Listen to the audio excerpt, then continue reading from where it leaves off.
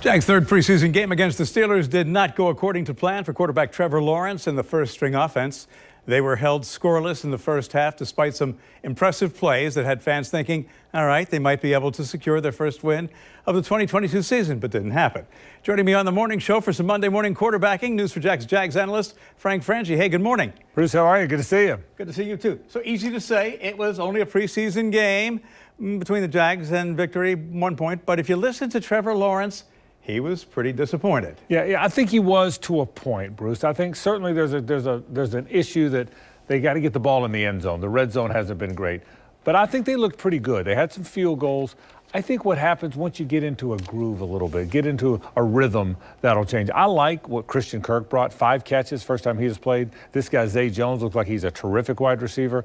I like what I think they're going to be offensively. They just have to play some together. The biggest problem was they haven't played together, so they bump into each other a little bit.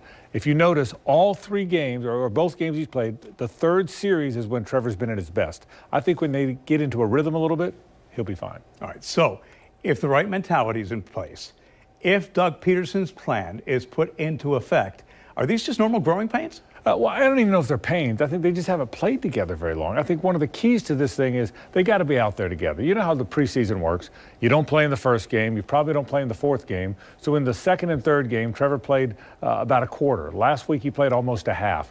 I think once you've played for a while, you've got a chance to be pretty good. I think the starters on this Jaguars team would be pretty good. I don't think it's a deep team, but I think the starters will be okay.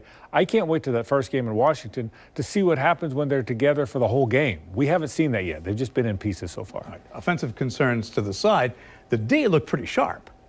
Yeah, they did look good. Again, but I think I want to see them play together more too. Doug Peterson told me, look, we got to see those guys. They haven't been out there very much, so they played pretty well. I think the first-line defense is going to be very good. You know, everyone knows about Trayvon Walker and Josh Allen. The 2 guys that have really jumped off the page are Arden Key and Dwan Smoot. Now you've got 4 legitimate pass rushers.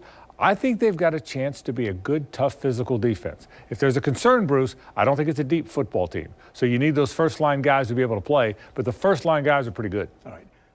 The backups, there were some concerns about them in the first couple of games. They didn't fare too badly yesterday or over the weekend. Yeah, they played okay. It was backups against backups, and I think that's what happens. In my opinion, it's not a deep team. Now, look, nobody's deep in the NFL anymore. You carry 53 players. You're really as good as those first 25 players. That's everybody in the league. I don't think it's a deep team. The backups played okay. C.J. Beathard scored on a rushing touchdown. They didn't win the game because they missed a field goal at the end. But I think the frontline guys, I'm not sure it's a deep football team. I think that's one of the things they'll address as kind of the years go on. Okay, so it's off to Atlanta. Yep. They're going to play on the practice field against Atlanta.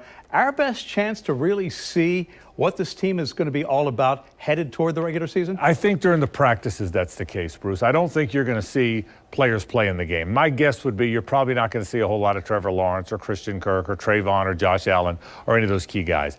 Where they're going to get their work in is during practice. 2 big practices with the Falcons, Wednesday and Thursday. That's where you get a lot of work in. That week is about the practices, not the game. My guess is a lot of backups will play in the game. Yeah, we'll learn a little bit about them, but what happens at that practice? You always learn more when you play against somebody else or practice against somebody else. So Wednesday and Thursday, I think, are more important than what happens on Saturday. I think even some of the players said that. They did. That's kind of a common thought. Let's go practice against somebody else. That's where you get your good work in. That's when game is on. That's right. That's right. All right, Frank, and you'll be talking about this afternoon on 1010 XL. 3 o'clock. That's right. All right, Frank Frangie, thanks for being here.